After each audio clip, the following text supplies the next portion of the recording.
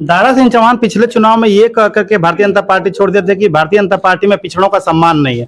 फिर ऐसे क्या वजह आ गई कि दारा नहीं, सिंह चौहान पिछड़ों का सम्मान भारतीय जनता पार्टी में ही है। इस बात को दारा सिंह महसूस कर लिए। आपने देखा होगा अखिलेश यादव हताश और निराश व्यक्ति हैं और हताशा और निराशा में कुछ भी उल जलूल टाइप बोलते रहते हैं।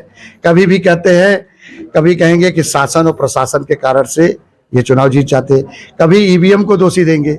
तो मेरा सवाल इस बात का है अखिलेश यादव। जय हिंद साथियों, घोसी विधानसभा उपचुनाव के घमासान में लगातार प्रत्याशियों का गांव में जा करके वोट मांगने का क्रम जारी है।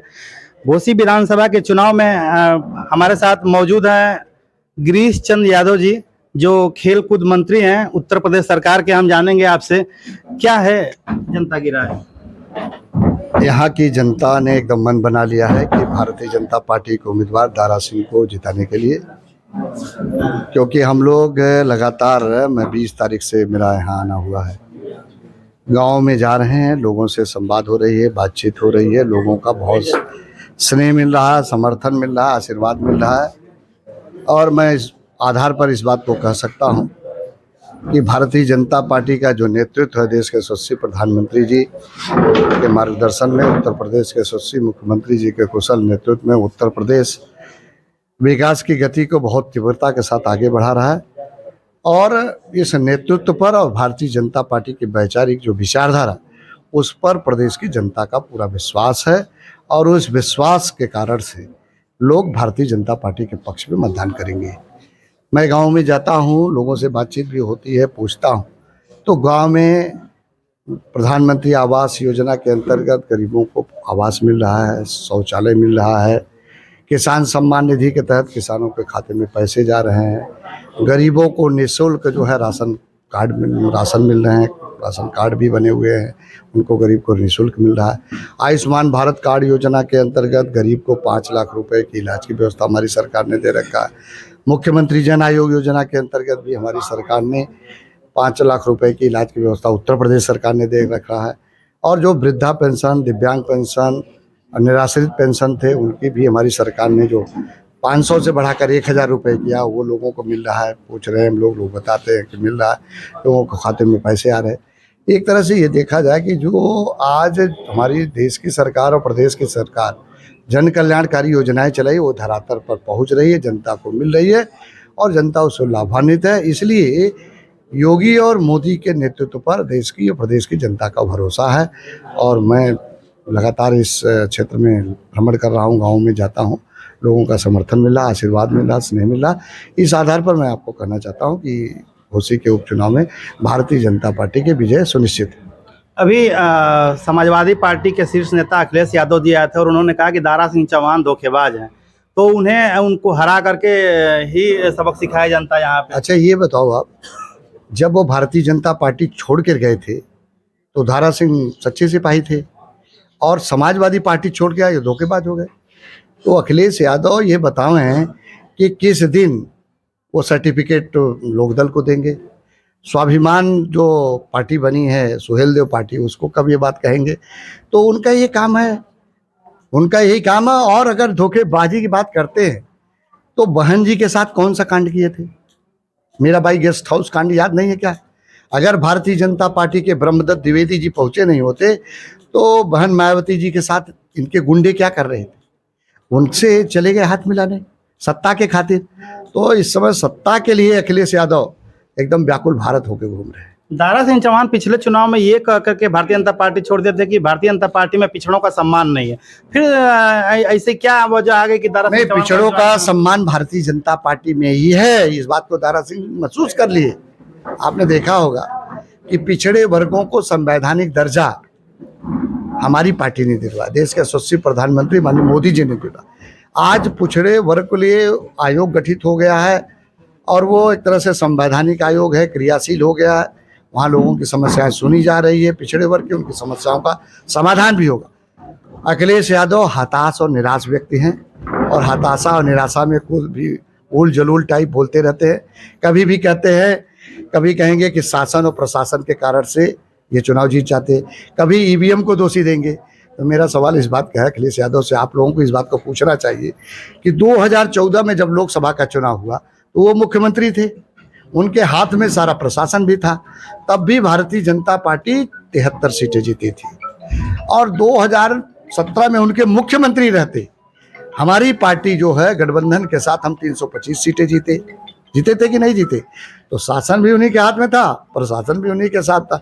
डीएम एसपी जिसको आज दुहाई देते हैं। और कभी कभी अखिलेश यादव कहते हैं ईवीएम में भी गड़बड़ी हो गई, तो जहाँ जीत जाएंगे वहाँ ईवीएम ठीक हो जाएगा। मैनपुरी में जीत गए तो ईवीएम ठीक था, जहाँ हार जाएंगे तो वहाँ ईवीएम को दोषी देंगे। कभी कभी ये भी बात कहते हैं बैलेट से चुनाव होना चाहिए, तो बैलेट से नगर पालिकाओं नगर पंचायतों में चुनाव वहाँ बुरी तरह से हार गए, तब जो है कहते हैं कि प्रशासन दोषी है। तो उनका एक तरह से कहा जाए कि उनकी हताश हैं, निराश हैं। और आपने ये देखा कि 2019 के चुनाव में उन्होंने सबको इकट्ठा किया है, बुआ को भी लिया, अपने भतीजे बन गए, अन्य दलों को भी मिलाया, सब लोगों को मिलाकर मोदी जी को रोकने का प्रयास किए। तब भी हम उत्तर प्रदेश में 64 सीटें जीते थे। बाद में जो बची हुई 2 सीटें थी, इसको आजमगढ़ और रामपुर, वहाँ भी भारतीय जनता पार्टी परचम फहरा दी। और 2022 में जो चुनाव हुआ, पूरे चाचा नहीं थे इसलिए हार गए, 19 भी हार गए, 17 चाचा भी आ गए, तो चाचा के बाद भी हम 2/3 ज़्यादा से बहुमत में सरकार में आ गए। तो ये जनता का जो विश्वास है, देश की जनता का जो विश्वास है मोदी के प्रति है। उत्तर प्रदेश की जनता योगी पर विश्वास करती है, भारतीय जनता पार्टी की नीतियों पर विश्वास करती है, और इसीलिए लोग भारतीय जनता पार्टी के साथ खड़े हैं। और इस घोसी के उपचुनाव में लोग भारतीय जनता पार्टी के साथ खड़े हैं।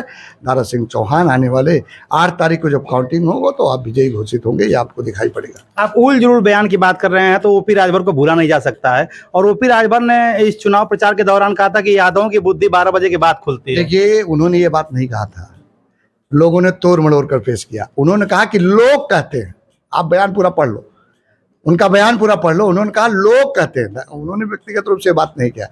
और उनका ये व्यक्तिगत जो है स्टेटमेंट है, भारतीय जनता पार्टी का जो नारा है, सबका साथ, सबका विकास, सबका विश्वास, सबका प्रयास।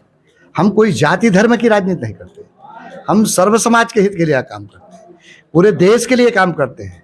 देश में रहने वाले हर नागरिक के लिए हमारी पार्टी काम करती है, उसके सम्मान स्वाभिमान।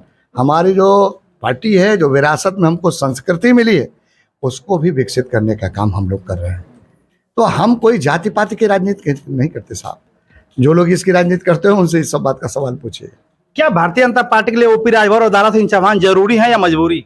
नहीं, कोई हमारे साथ देखिए, कोई जरूरी और मजबूरी के अगर सवाल करते हैं, तो अगर कोई दल है वो भारतीय जनता पार्टी की वैचारिक विचारधारा को अपनाना चाहता है तो हम उसका स्वागत करते हैं।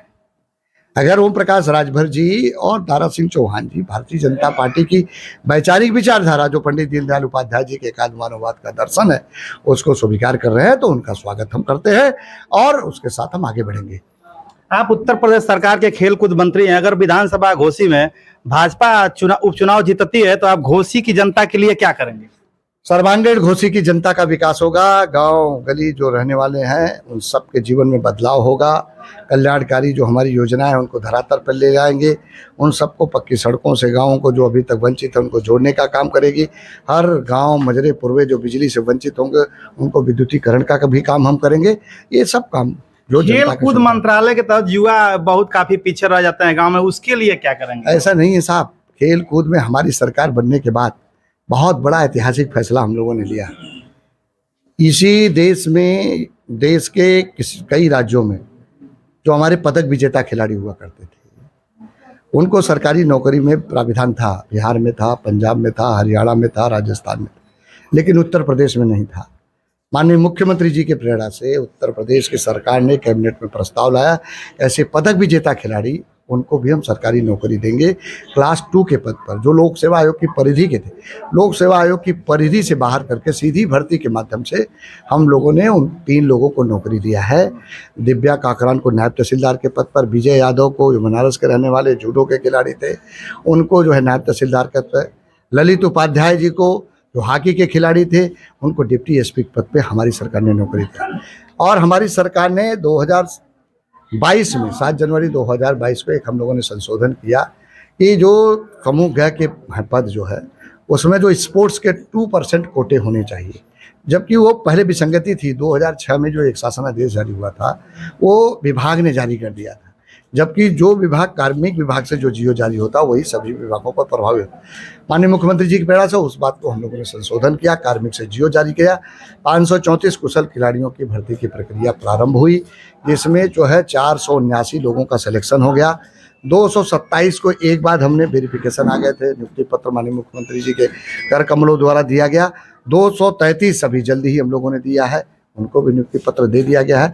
तो गांव में जो पहले लोग कहते थे कि खेलोगे कूदोगे होगे खराब, पढ़ोगे लिखोगे बनोगे नवाब, उस परिभाषा को माननीय प्रधानमंत्री जी के नेतृत्व में, माननीय मुख्यमंत्री जी के कुशल वो निर्देशन में उत्तर प्रदेश की सरकार, देश की सरकार ने इस परिभाषा को बदला है कि खेलोगे कूदोगे तो भी मिलेगा रोजगार। इस दिशा में हमारी सरकार ने कदम उठाया है।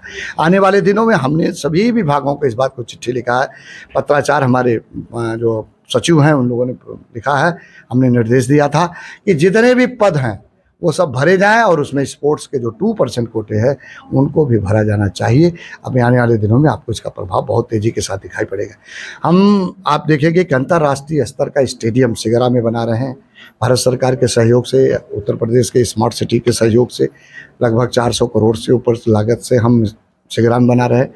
बनारस में भी एक उत्तर प्रदेश सरकार ने क्रिकेट के स्टेडियम के लिए ज़मीन खरीदकर हमारा उत्तर प्रदेश क्रिकेट एसोसिएशन के साथ अनुबंध हो गया। वहाँ भी एक बहुत बड़ा 35,000 सीट का एक हम स्टेडियम बनाने जा रहे हैं। और हर ज़िले में हमारी सरकार ने तय किया है कि मुख्यालय स्तर पर एक स्टेडियम होगा। जिन जिलों में नहीं था, 4 जिले ऐसे थे, संभल था, शामली था, हापुड़ था, चंदौली था, उन जिलों में भी स्टेडियम बनाने की कार्रवाई कर रहे हैं। उत्तर प्रदेश सरकार इतने दिनों से चली, मैं आपको बताना चाहता हूँ, बिना खेल नीति की चली। कोई शासनादेश के अनुसार ये विभाग चलता रहा। पहली बार माननीय मुख्यमंत्री जी के मार्गदर्शन में, कुशल नेतृत्व में हमने 2023 की खेल नीति बनाई और उस खेल नीति में हमने इस बात का प्राविधान किया है कि विकास खंड, उत्तर प्रदेश के हर विकास खंड स्तर पर हम एक खेल का स्टेडियम बनाएंगे, मिनी स्टेडियम बनाएंगे, जिससे हमारे ग्रामीण युवाओं को खेल की सुविधा मिल सके और खेल के माध्यम से वो आगे बढ़ सकें। इस बात को हमने वो किया है और हम लोगों ने माननीय मुख्यमंत्री जी से इसके लिए बजट भी मांगा है। अतिशीघ्र 35 ऐसे ज़िले हैं जिसको हमने चिन्हित किया है कि ग्रामीण अंचल में भी एक भी स्टेडियम नहीं, जिले में एक भी स्टेडियम नहीं, तो हम उन 35 को पहले करेंगे। क्रमबद्ध तरीके से करते करते हम जाएंगे और इस तरह से पूरी तरह से हर विकास खंड में हम एक मिनी स्टेडियम युवाओं के लिए करेंगे। जितने हमारे कार्यकाल है उसमें हमने पूरा करने का संकल्प लिया। घोसी विधानसभा के चुनावी घमासान में हम लोग कपरियाडीह में मौजूद थे और हमारे साथ मौजूद थे भारतीय जनता पार्टी के खेल मंत्री गिरीश चंद्र यादव जी। अगले वीडियो में मिलते हैं कहीं और से, तब तक के लिए जय हिंद जय भारत।